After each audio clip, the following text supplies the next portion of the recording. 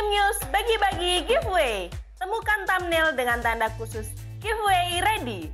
Simak terus dan tonton videonya, serta dapatkan kode dalam video seperti beliau ya, sahabat bahagia, dan kebetulan kita nanti akan bahas 0544. Alhamdulillah sehat 21 bahagia. Jangan lupa follow sosial media Instagram Jatim News untuk mendapatkan pengumuman pemenang giveaway. Ketika itu dilakukan, berarti connect dengan kecamatan, connect dengan kelurahan, kan seperti itu data-data semuanya. Ya, pada prinsipnya persoalan pemilu itu harus terkoneksitas secara keseluruhan. Bahkan bukan hanya terkait dengan persoalan tahapannya, terkait dengan fasilitasinya pun kita harus terkonek dengan pemerintah kota. RPKPU, Rancangan Peraturan Komisi Pemilihan Umum tentang Tahapan dan Jadwal, hingga hari ini belum disahkan. Pemilu tahun 2024 itu akan dilaksanakan 14 Februari tahun 2024. Oke, sebentar. Ini enggak ada mundur-mundur ya?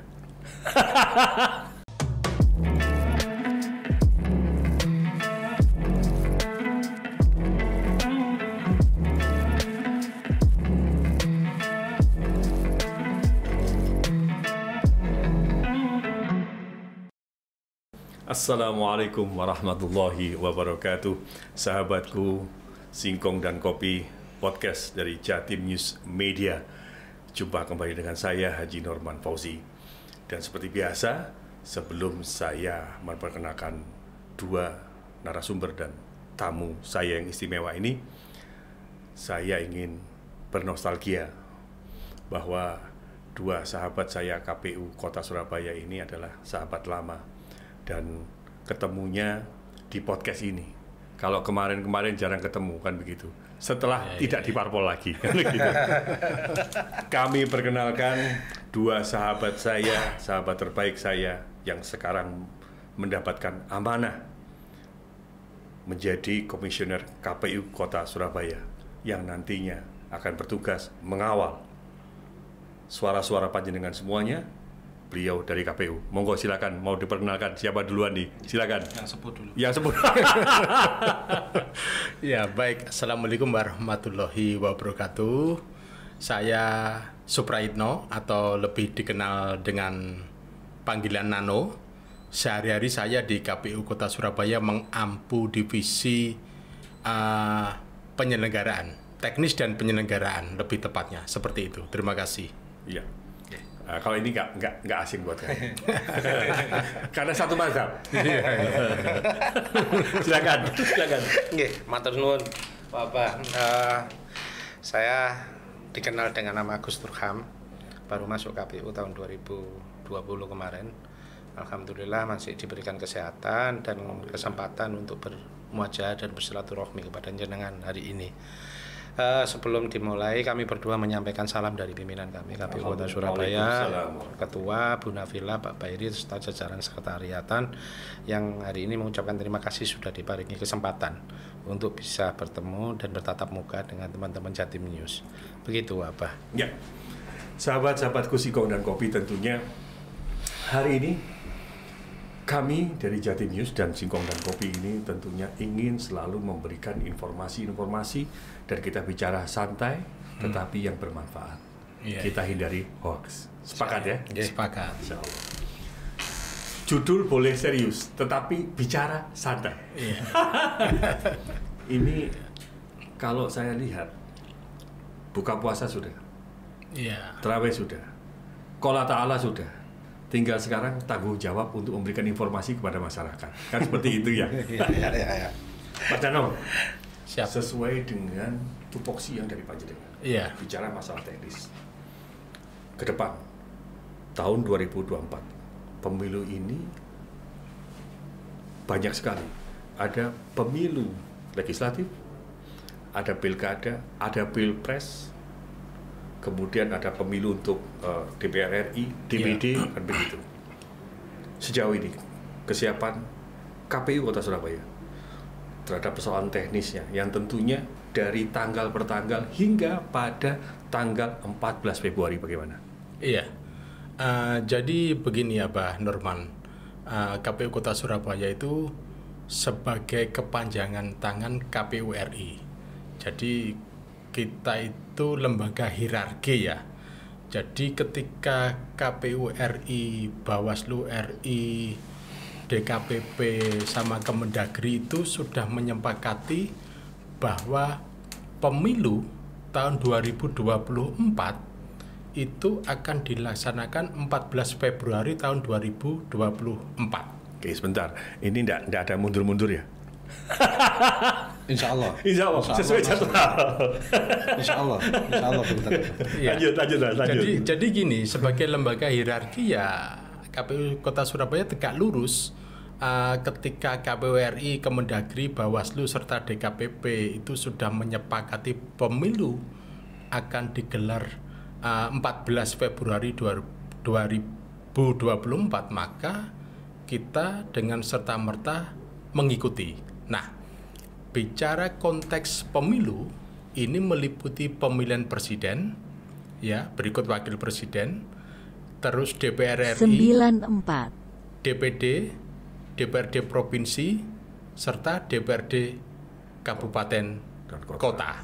Oke. Nah, kembali ke kesepakatan Kemendagri sebagai wakil pemerintah, ya, DKPP terus Bawaslu RI maupun KPU RI tadi, untuk pemilihannya itu diagendakan 27 November tahun 2024. Nah, ini apa pemilihan? Pemilihan adalah memilih kepala daerah, yaitu gubernur, bupati, dan atau wali kota. Oke, sebentar. Jadi kalau nomor saya kalau Iya. rezimnya dulu itu ada pilgub atau oke. pilkada gubernur dan Oke. kepala daerah, maka istilah sekarang adalah pemilihan. Oke. Seperti itu. Jadi kalau untuk presiden, wakil presiden, kemudian gubernur, kemudian wakil gubernur, bupati, wakil bupati, wali kota dan wakil wali kota, Oke. itu kategorinya pemilihan. Pemilu. Pemilu itu Oke. untuk presiden dan wakil presiden, terus DPD, Oke. DPR RI, Legislatif lah ya. iya, juga legislatif di semua tingkatan, Oke. provinsi maupun kabupaten kota. Itu Iya. pemilu. Iya. Sedangkan untuk pemilihan yaitu pemilihan kepala daerah. Oke. Baik gubernur maupun bupati dan atau wali kota. Oke. Oke. Mas Seno, saya beralih ke beliau ini. Yang jelas ini satu mazhab dengan saya. Ketika KPU ini sudah dalam persiapan dan kita tahu konstelasi politik, sejauh mana kesiapan KPU untuk tahun 2024, mengingat bahwa masyarakat ini masih perlu diberikan pencerahan, masyarakat masih perlu diberikan informasi, masyarakat perlu dilibatkan. Sepakat nggak dengan omongan saya bahwa sukses pemilu itu adalah partisipasi daripada publik yang semakin bagus? Bagaimana? Iya, kita sangat setuju dengan statementnya panjenengan Pak Abdurrahman, bahwa percuma saja KPU Surabaya merencanakan, menganggarkan, melaksanakan, serta membuat aturan main terhadap pemiluan dan pemilihan tentunya, namun ternyata partisipasi masyarakat rendah. Oke. Karena substansi daripada pemilu dan pemilihan itu adalah menyerap aspirasi masyarakat untuk bisa menelurkan pemimpin-pemimpin yang diharapkan. Maka salah satu poin yang kita tarik, dan memang hari ini kita masih terus melaksanakan kinerja-kinerja ini, salah satunya adalah melakukan penargetan terhadap partisipasi masyarakat. Pada tahun 2019 kita alhamdulillah KPU Surabaya hampir lebih dari 70% partisipasi masyarakatnya. Partisipasi publik? Iya, pemilu. Karena ada beberapa hal ya. Salah satunya adalah adanya presiden dan wakil presiden. Yang kemudian menjadi poin pembahasan yang lebih luas dan lebih seksi daripada pembahasan di tingkat DPD maupun DPRD atau lain-lainnya. Namun presiden ini memang membawa marwah tersendiri terhadap warga pemilih untuk bisa menghadiri di TPS dan melaksanakan pemungutan suara dan memberikan suara di sana. Nah, pemilihan kemarin 2020 alhamdulillah Surabaya meskipun tidak naik secara signifikan tapi juga naik dari pemilihan yang kemarin. Kita sangat berharap bahwa tahun 2024 besok dengan rentetan pemilu yang mulai dari pemilu yang tahun bulan Februari sampai dengan Desember tahun 2024 yang akan dilaksanakan itu, partisipasi masyarakat juga akan berbanding lurus. Kita sangat berharap. Karena meskipun momentumnya berbeda, pemilu memilih presiden dan wakil presiden dengan jajaran legislatifnya, tidak kalah penting pula bahwa pemilihan wakil gubernur dan wakil gubernur serta wali kota-kota Surabaya tahun 2024 nanti itu menjadi pilihan yang memang sangat kita harapkan adalah pilihan warga semaksimal mungkin dan sebanyak mungkin. Kesiapan KPU dalam melaksanakan penjaringan aspirasi, partisipasi masyarakat nantinya dengan melakukan sosialisasi yang sebesar-besarnya. Oke, artinya, saya potong, kan juga harus melibatkan semua stakeholder yang ada. Betul. Oke. Kalau tidak salah kemarin salah satu yang kita rencanakan adalah kegiatan sosialisasi yang begitu luar biasa dan marak untuk pemilihan tahun 2024 ya Mbak Nana ya. Salah satunya adalah sosialisasi tatap muka. Ada namanya Go to Kampus. Okay. Ada namanya planning dari Parmas, nantinya akan ada Go to Pesantren, atau juga melibatkan dari teman-teman segala lini ormas, LSM dan lain-lainnya akan kita coba untuk berikan peluang untuk bisa menggandeng dengan kita untuk melakukan sosialisasi. Oke. Termasuk dengan media ya Pak. Ya, oke. Sahabatku Singkong dan Kopi, kayaknya saya harus membatasi pertanyaan karena ternyata KPU Surabaya sudah siap. Dan sahabat-sahabatku Singkong dan Kopi, kami sudah sepakat bahwa kita akan ke depan dalam waktu dekat kita akan ketemu kembali dan tentunya dengan materi yang berbeda. Hari ini materi kita memang saya ingin mengeksplor bagaimana KPU Surabaya bersama-sama pemerintah Kota Surabaya, bersama-sama masyarakat, semuanya ini menatap keyakinan bahwa pemilu tahun 2024 bisa terlaksana dengan aman, lancar, sukses, dan sesuai dengan target. Kan seperti itu. Oke. Yeah. Saya kembali ke Pak Nahnono. Baik. Mas, secara teknis, menghadapi 31 kecamatan, tentunya tidak mudah. Iya. Kemudian, belum lagi kita akan mengatur jadwal-jadwal. Nanti kita akan bicara nanti ya ke depan bagaimana jadwal yang sudah paling jadwal terdekat, yaitu pendaftaran parpol, kan begitu. Tapi kan KPU harus mempersiapkan tenaga-tenaga ad hoc. Iya. Yang mulai dari kelurahan, bahkan TPS, sampai di tingkat kecamatan. Bagaimana panjenengan melihat itu? Iya, jadi terkait pemilu 2024 nantinya, hingga hari ini pun saat KPU Kota Surabaya diundang dan diberi kesempatan podcast oleh jatimnews.id ya. Jangan lupa sebut Singkong dan Kopinya. Oh iya, di program siar ya. Ya, rubrik Singkong dan Kopi. Oh, rubrik Singkong dan Kopi ini RPKPU, Rancangan Peraturan Komisi Pemilihan Umum tentang Tahapan dan Jadwal, hingga hari ini belum disahkan.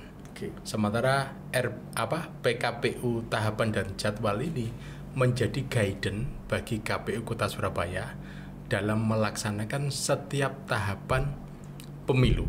Oke. Di mana jikalau merujuk pada Undang-Undang 7 tahun 2017 tentang pemilihan umum, bahwasanya tahapan pemilu itu dimulai 20 bulan sebelum hari H. Ya, oke. Seperti itu. Nah, apa yang sudah dilakukan KPU Kota Surabaya secara kontinu sejauh ini, salah satunya adalah pemutakhiran daftar pemilih. Jadi secara berkala KPU Kota Surabaya menyampaikan daftar pemilih berkelanjutan DPB.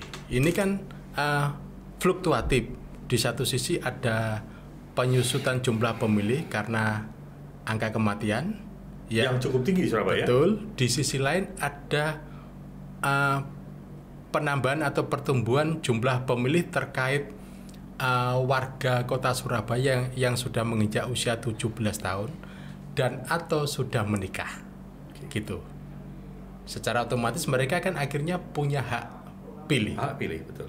Seperti itu. Nah, masuk ke pertanyaan Abah Nurman tadi mengenai persiapan teknis, ya Jikalau merujuk pada pengalaman pemilihan serentak lanjutan tahun 2020 kemarin, ya dikaitkan dengan lembaga ad hoc, teman-teman PPK di tingkat kecamatan maupun PPS di tingkat kelurahan atau KPPS di tingkat TPS sekalipun, kita keliling, kita roadshow, kayak artis-artis gitu, roadshow.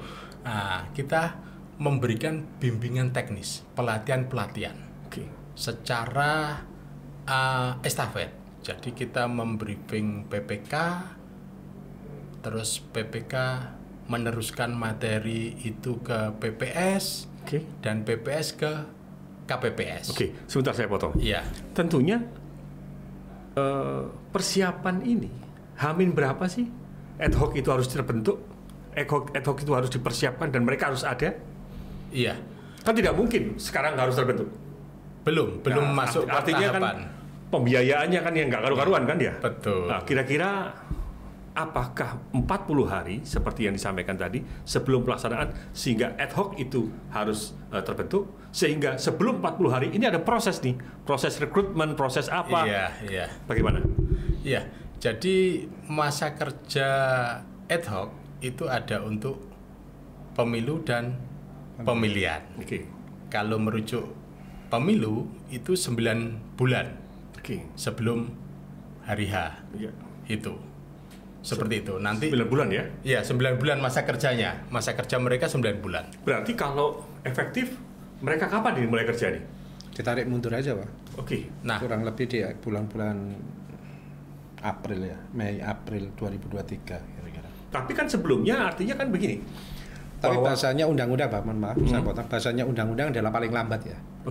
Bahasanya undang-undang itu dalam masa kerja, dimanapun masa kerja, terkait dengan proses, rata-rata itu bahasanya adalah paling lambat 8 bulan atau 9 bulan. Paling lambat? Iya, paling lambat. Artinya bisa lebih, tapi tidak boleh lebih dari proses di bulan katakanlah ke-6, ke-7 itu tidak boleh. Iya. Artinya? Mohon maaf saya potong. Silakan. Lagi-lagi landasan kita ya itu tadi, peraturan KPU tentang tahapan dan jadwal. Nah, kembali ke yang saya sampaikan tadi, hingga hari ini pun belum disahkan. Untuk Mas Nano, saya mencoba kepada beliau Mas Durham. Iya, Pak. Tentu ketika kita ngomong DPT ini, kan harus nunggu keputusan dari kepada Kemendagri. 56. Tentang jumlah penduduknya, ininya, itu bagaimana? Ya, sesuai dengan ketentuan undang-undangnya memang, Pak. Salah satu yang nanti akan kita proses adalah daftar pemilih ya. Daftar pemilih ini adalah poin di mana KPU nanti harus bisa menyajikan data sefaktual mungkin, sebaik mungkin, dan seabsah mungkin. Ini yang perlu kita tarik garis bawah. Sampai hari ini KPU masih belum menerima data kependudukan dari Kemendagri. Karena data itu mestinya kita terima paling lambat adalah 18 bulan. Betul. Ya, 18 bulan. Itu satu paket antara DP4, DAK2, terus daftar pemilih luar negeri, dengan lainnya lah. Ada satu lagi itu saya lupa gitu. Lah kira-kira ini yang nanti kita tunggu. Lah yang menerima nanti bukan KPU Kota Surabaya. Yang menerima nanti adalah KPU RI. Dari KPU RI akan dihierarkikan, distrukturkan kepada kita. Mas Durham, saya mencoba untuk stressing lebih mendalam. Kadang persoalan kita ada di situ loh. Karena data-data itu, mohon maaf, kadang tidak valid, kan begitu. Bagaimana KPU Kota Surabaya melihat ini? Kalau kami ditanya bagaimana KPU Kota Surabaya melihat kondisi data yang dari Kemendagri itu, ya kita sih hari ini sifatnya pasif, Pak. Karena kita masih dalam posisi penerima saja. Kita tidak tidak memiliki peluang untuk melakukan diskusi masalah kedataan data kependudukan ya secara jauh. Namun ikhtiar kami sesuai dengan Undang-Undang 7, kita memiliki data pembanding. Data pembanding kita adalah data pemilih berkelanjutan yang hari ini diproses oleh teman-teman di KPU, ada di bawah Ibu Nafila kan begitu. Setiap bulan kita lakukan proses. Lah, ini juga jadi penting. Kenapa jadi penting? Daftar pemilih berkelanjutan ini akan menjadi pembanding utuh terhadap DP4 yang diberikan ke kita. Artinya, Artinya ketika nanti sudah ada data pembanding, kita juga sendiri pun tidak terlalu lama untuk memberikan data yang pasti dan jelas.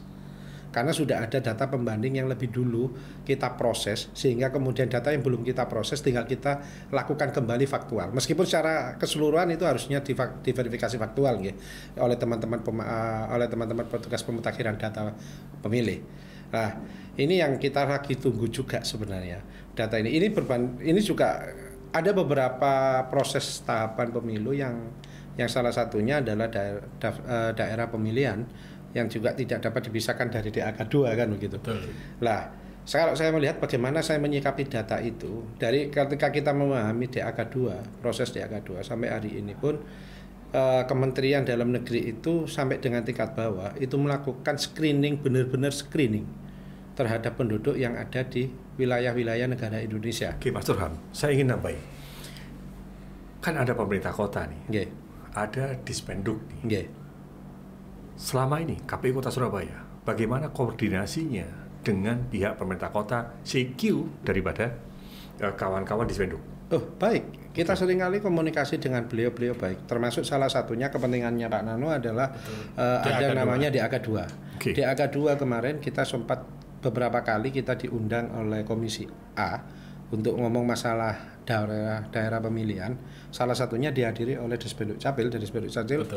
Membuka data setransparan mungkin kepada teman-teman DPRD di Komisi 2 di Komisi A pada saat itu. Selain itu, pada saat melakukan daftar pemilih berkelanjutan, Dispenduk Capil menjadi partner sharing kita. Oke.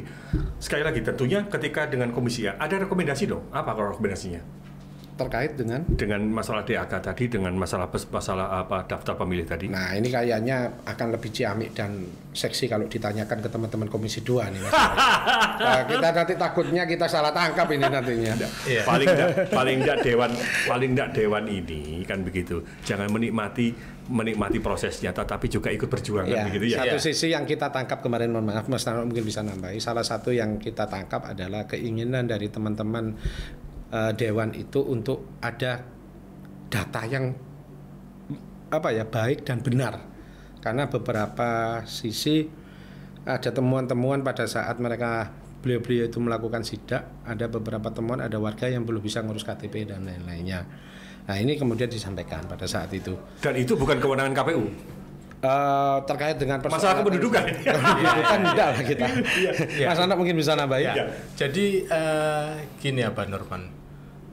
Tempo hari seperti yang disampaikan Mas Turham tadi, kita sempat diundang dalam hearing di Komisi A, di mana di situ juga dihadirkan pihak Dinas Kependudukan dan Catatan Sipil Kota Surabaya. Nah, sejauh ini pun kita intens koordinasi dengan Dispenduk Capil terkait daftar pemilih berkelanjutan tadi, ya.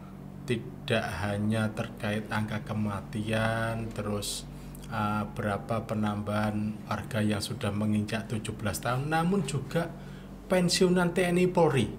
Ketika mereka sudah sesuai dengan aturan main, sudah purnawirawan, maka mereka punya hak pilih dan masuk kategori pemilih baru. Seperti itu. Mas Dano. Yang jelas, ketika bicara teknis nih, tadi kita memang bicara tentang bagaimana carut marut masalah data. Karena yang ingin kita sajikan, jadi sahabatku Singkong dan Kopi, kenapa kita kejar masalah data ini? Harapan kita adalah kita ingin membantu KPU Kota Surabaya agar ketika masuk gelanggang yang sebenarnya, KPU sudah siap data by name, by address, termasuk data itu sudah faktual. Iya. Sekarang pertanyaan secara teknis kepada panjenengan, Mas Nano, kenapa itu tidak diupayakan secara internal saja? Pembicara antara KPU Kota Surabaya dengan pemerintah Kota Surabaya sebagai data pembanding nanti ketika data itu datang dari kementerian. Pasti tidak dari kementerian, itu kan data dari bawah.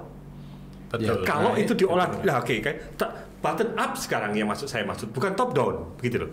Nah, yang button up ini yang ingin saya tanyakan kepada panjenengan, adakah upaya KPU Kota Surabaya untuk melakukan memberikan data perimbangan itu? Bagaimana? Jadi gini, ketika bicara mekanisme ya, itu Dispenduk Kabupaten Kota se-Indonesia itu kan memberikan data ke Kemendagri. Iya. Nah, oleh Kemendagri diturunkan lanjut ke KPU RI dan diteruskan ke KPU Provinsi, diteruskan kembali ke KPU Kabupaten Kota. Oke. Nah, seperti yang disampaikan Mas Turkam tadi, bahwasanya untuk DAK 2 atau DP4, ya, terutama DP4 bicara daftar pemutakhiran daftar pemilih berkelanjutan, itu nanti ada pembanding yaitu hasil sinkronisasi atau pembaruan, di mana menjelang pemilu nantinya kita menerjunkan petugas coklit, lebih dikenal coklit. Oh, coklit. Okay. Coklit atau istilah sekarangnya petugas data pemilih. PPDB. Artinya KPU sudah mulai langsung action. Iya. Artinya KPU sudah itu sesuai dengan tupoksinya, Iya. sudah langsung itu interaksi dengan masyarakat. Betul, kita Oke. terjunkan ke Berarti mulai RT RW nih. Betul. Ya. Oke, terus? Door to door. Oke. Bicara coklit oleh petugas pemutakhiran daftar pemilih Artinya PPDB. belum terpasang di rumah secara resmi stiker itu. Betul. oke. Ketika petugas Ini menarik nih, ini menarik Iya, nih. iya. Oke. Ini sebenarnya diampu oleh Bu Nafila ya. Iya. Cuman kita KPU itu kan kerja kolegial Oke. dan semua harus tahu gitu. Iya. Nah, saat petugas pemutakhiran daftar pemilih ya, data pemilih atau coklit itu door to door, nanti dicek benarkah yang bersangkutan ini tetap tinggal di sini atau sudah pindah gitu. Nah, nanti finishingnya kan dengan penempelan stiker di depan rumah kan seperti itu. Nah, itu oleh teman-teman Bawaslu, kerja petugas coklit itu diawasi, mereka juga menyertai. Oh, gitu. sebentar, saya ingin sampaikan. Iya. Berarti di saat itu Bawaslu sudah mulai hadir. Artinya sudah terlibat sesuai dengan tanggung jawab tupoksinya. Tidak secara langsung. Oh, gitu. Kalau kita melihat aturan mainnya, Iya. Mas Norman, Bawaslu sebenarnya tahapan awal itu sudah terlibat dengan kita. Oke. Karena mulai dari jajaran badan ad hoc-nya, Panwascam dan jajaran bawahnya, itu terbentuk paling lambat 1 bulan sebelum tahapan awal. Tahapan awal ini yang biasanya dimaknai oleh teman-teman KPU adalah tahapan perencanaan, terus sudah terbentuk mereka. Dan ini insya Allah kalau tidak salah mengingat, mestinya dalam waktu dekat ini ya, saya tidak tahu di bulan depan atau ini sudah terlibat persoalan-persoalan itu di tingkat kecamatan. Bahkan PPK kita belum terbentuk, Bawaslu rata-rata nanti akan juga terbentuk di dalam. Oke, Mas Orhan, itu kan sebuah grand design oleh KPU Surabaya. Tentunya ketika itu sebuah jadi grand design, ketika itu diambil satu persatu, terus kemudian diisi dengan kapasitasnya masing-masing, dikembalikan lagi, kan tetap bunyinya seperti itu, grand design Iya, itu. betul. Oke, yang jadi pertanyaan saya sekarang, ketika itu dilakukan, berarti connect dengan kecamatan, connect dengan kelurahan, kan seperti itu data-data semuanya. Ya, pada prinsipnya persoalan pemilu itu harus terkoneksitas secara keseluruhan. Oke. Bahkan bukan hanya terkait dengan persoalan tahapannya, terkait dengan fasilitasinya pun kita harus terkonek dengan pemerintah kota atau pemerintah provinsi dan lain-lainnya di tingkat KPU masing-masing. Tapi yang pasti adalah ketika kita ngomong, katakanlah satu contoh adalah daftar pemilih, kita memang harus terkonek bukan hanya sampai tingkat kelurahan, Pak Norman. Sampai dengan tingkat RT RW itu kita sudah harus terkoneksi. Kenapa? Dispenduk Kota Surabaya, kita ambil contoh gitu ya, tidak memiliki kewenangan untuk mengeluarkan DP4. Yang memiliki kewenangan untuk mengeluarkan DP4 adalah Kemendagri. Betul. Lah, dari data Kemendagri ini tentunya data dari tingkat bawah. Meskipun kita mendapatkan dari tingkat bawah, kita sendiri pun juga tidak serta-merta menerima data itu. Amanah undang-undang, kita harus melakukan pemutakhiran data pemilih. Pemutakhiran data pemilih ini ada petugas tersendiri. Dari kemudian yang kita kenal beberapa ada PPDB untuk masalah pemilihan, ada yang namanya Pantarlih untuk di tingkat pemilu dan lain-lainnya. Masa kerjanya jelas, mereka juga punya patokan apa yang harus dilakukan, juklaknya jelas dan lain-lainnya untuk melakukan verifikasi terhadap pemilih warga negara yang ada di DP4, yang masuk di dalam DP4. Itu apakah memang benar-benar mencukupi syarat untuk menjadi pemilih atau tidak? Oke, Mas Turham. Iya. Tentunya kalau lihat penjelasan panjenengan ini kan, tentunya kan KPU kan berusaha nih untuk meminimalkan semua persoalan yang akan muncul. Betul. Next, kan begitu. Artinya bahwa KPU walaupun data dari pusat ya, kan tetapi faktanya sering terjadi juga di satu keluarga ini ada yang belum mendapatkan kartu panggilan, apa segala macam. Ini fakta terjadi loh. Kita paham itu. Nah, itu contoh di tempat saya saja, itu di lingkungan saya saja, itu masih ada. Bahkan yang meninggal pun masih ada undangannya. Bagaimana KPU Surabaya, Mas Durham, melihat persoalan ini dan ke depan apa yang harus dilakukan agar persoalan ini tidak muncul kembali? Kita sih sangat berharap gini ya, Pak. Kalau saya punya pandangan bahwa pemilih yang di dalam pemilu itu kan ada 3 jenis pemilih ya. Ada namanya pemilih tetap, ada yang namanya pemilih tambahan, ada yang namanya pemilih khusus. Pemilih tambahan itu jelas yang tidak berada di dalam satu wilayah tersebut, katakanlah warga Sidoarjo yang pada saat pemungutan suara ada kepentingan yang tidak bisa ditinggalkan sehingga kemudian harus memilih di daerah luar dari TPS-nya. Sedangkan DPK ini adalah warga negara Indonesia yang memiliki hak penuh dan memiliki hak syarat untuk menjadi pemilih. Mohon maaf saya ralat. Memiliki syarat menjadi pemilih namun belum akumulasi di dalam DPT. Tapi dia boleh menggunakan hak pilih di dalam TPS. Iya, jadi mekanismenya itu yang kemudian ada di dalam pemungutan suara. Oke, korelasinya artinya suaranya yang bersangkutan, hak suara untuk DPR kabupaten kota tidak bisa dipenuhi. Provinsi tidak bisa dipenuhi. Ketika itu terpisah dapil. Begitu dong? Maksudnya bagaimana? Kalau ini Surabaya dan daerah buffer zone, ya, daerah saya sebut Sidoarjo. Ketika itu akumulasi tadi dikatakan bahwa ada yang Sidoarjo tadi tetap mencoblos, karena ini saya bilang fakta, mencoblos ke Surabaya, begitu, tetap kan hak suaranya kan hanya untuk DPR RI. Oh enggak, suaranya tetap 4. Iya, tetap 4. Presiden karena memang darah pemilihan itu nasional. DPD Jatim.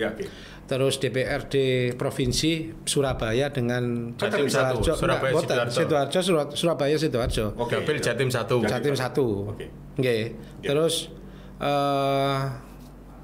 di DPRD Jatimnya yang kemudian berbeda 3. Sekarang DPRD Jatim Surabaya sama Sidoarjo udah bisa.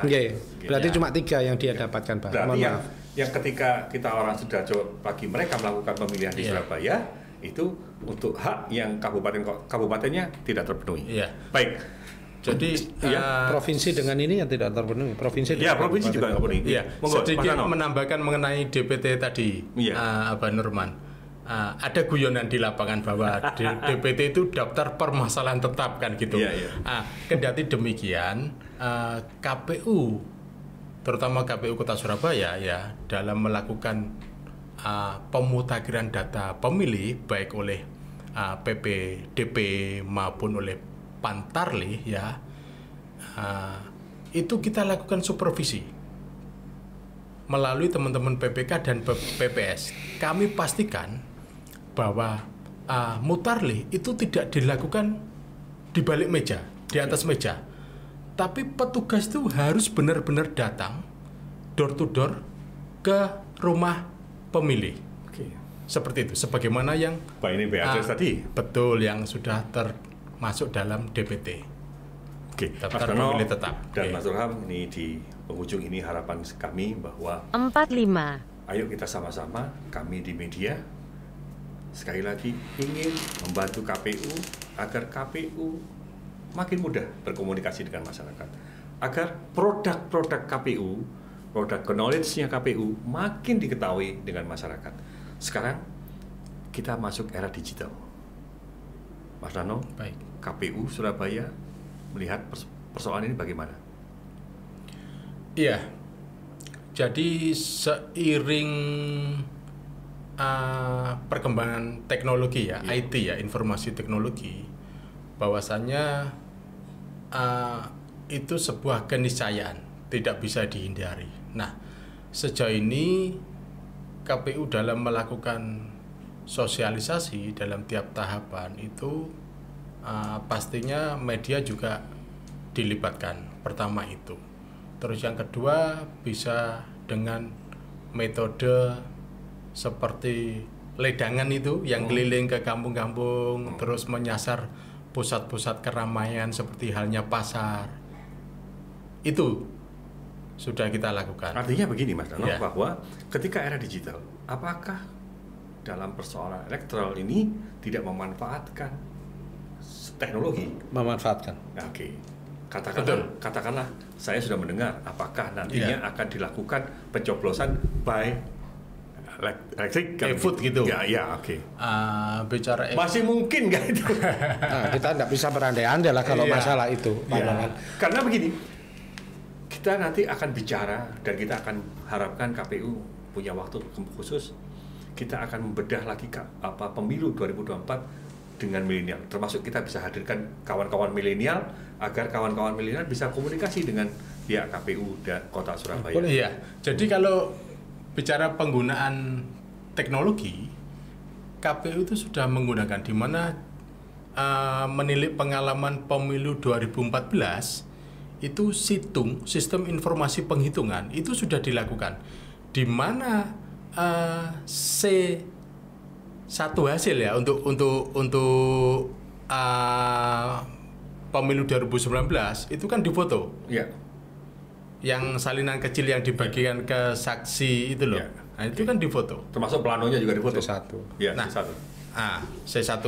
Nah, itu langsung masuk ke server Situng, termasuk pengalaman pemilu 2019. Nah, untuk pemilihan serentak lanjutan tahun 2020, KPU mengupgrade Situng menjadi Sirekap, Sistem Informasi Rekapitulasi. Jadi C-Plano di tiap TPS itu difoto oleh KPPS, secara otomatis terkirim ke server KPU RI. Oke. Nah, bagaimana saksi yang ada di tiap TPS secara otomatis juga mendapatkan link URL. Ketika ini diklik, maka isinya berupa foto C-Plano di TPS tersebut. Oke. Gitu. Mas Nano dan Mas Durham, hal-hal yang seperti itu kita bicarakan yang paling mendekat. Yang jelas sekarang karena kita sudah harus closing statement, saya mengharapkan panjenengan memberikan sebuah closing statement, terutama kesiapan KPU untuk pemilu KPU Kota Surabaya untuk pemilu tahun 2024. Monggo, berdua, panjenengan dulu, Mas Durham, silakan. Kesiapannya bagaimana? Kalau saya ditanya kesiapan, Pak, masalah kesiapan itu harus ditanyakan kalau di KPU. Begitu, karena bagaimana pula itu hukumnya wajib. Kami dibayar negara untuk memang menjadi penyelenggara pemilu. Ya. Jadi haram hukumnya ketika kami menyatakan tidak siap. Pak, ini informasi yang sohe ini. Jadi sanadnya sudah jelas ini. Langsung diambil kepada undang-undang. Jadi sohe ini. Lanjut. Lah, kemudian hari ini yang perlu kita sampaikan kepada teman-teman pendengar dari Jatim Ya, News. langsung kamera di sini. Nggih, Singkong dan kita kopi. punya teman-teman Singkong dan Kopi, kita hari ini sudah melakukan 2 pemilihan bersejarah. Oke. Yang pertama pemilihan tahun 2019 yang 5 kotak demikian rupa sampai kemudian meninggal, berdarah-darah dan berkeringat, ini Yeah. bahasanya kita, sampai siang harinya besoknya kemudian baru selesai dan kelar, dilanjutkan rekapitulasi. Dan kemudian tahun 2020 kemarin itu kita sempat melaksanakan pemilu paling bersejarah juga, pemilihan dengan tengah-tengah COVID-19, dan tidak banyak negara yang berani melakukan pemilihan pada saat itu. Nah, hari ini tahun 2024 kita ditantang kembali dengan 2 persoalan di tahun 2019 dengan lumayan evaluasi yang disampaikan pada saat itu, ditambah dengan masih belum jelasnya pandemi COVID-19 ini akan berakhir atau tidak pada tahun 2024. Kita sangat berharap bahwa kita semuanya menggunakan hak pilih.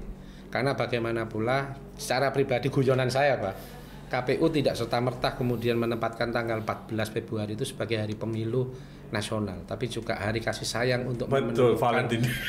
demokrasi di Indonesia. Kasih sayang Hubbul waton. berdemokrasi. Kalau bahasa orang-orang kita kan gitu, Iya. bahasa kiai-kiai kita, hubbul waton minal iman itu didasari oleh cinta. Maka tanggal 14 itu gunakan hak pilih sebagai bukti cinta kepada negara kita. Bangsa dan negara. Panjenengan Mas Ano? Oke, jadi KPU Kota Surabaya sebagai kepanjangan tangan KPU RI, ya, saya secara pribadi yang ada di dalamnya, suka tidak suka, mau tidak mau, ya, maka harus menjadi pelaksana, menjadi kepanjangan tangan, menjadi bagian KPU RI dalam menyelenggarakan pemilu dan pemilihan tahun 2024. Nah, KPU Kota Surabaya sebagai lembaga penyelenggara itu ibarat berada di akuarium, di ruang kaca di mana kita diawasi oleh publik, ya. Dengan begitu asas sebagai penyelenggara harus benar-benar dijaga. Dengan kata lain, terkait tiap tahapan pemilu ataupun pemilihan nantinya, kita harus bekerja sebaik-baiknya, seadil-adilnya, dan sehormat-hormatnya. Kurang lebih seperti itu. Terima kasih. Sahabatku Singkong dan Kopi, dua sahabat saya dari KPU Kota Surabaya sudah menjelaskan, dan memang saya cegah untuk tidak yang lain karena apa? Saya mengharapkan untuk kunjungan kembali, kita bicara lagi, kita terus membicarakan bagaimana KPU Kota Surabaya bekerja untuk masyarakat Kota Surabaya dan untuk pemilu yang makin bermartabat. Terima kasih semuanya. Nanti kita ketemu kembali. Wassalamualaikum warahmatullahi wabarakatuh. Waalaikumsalam. Salam Singkong dan Kopinya begini.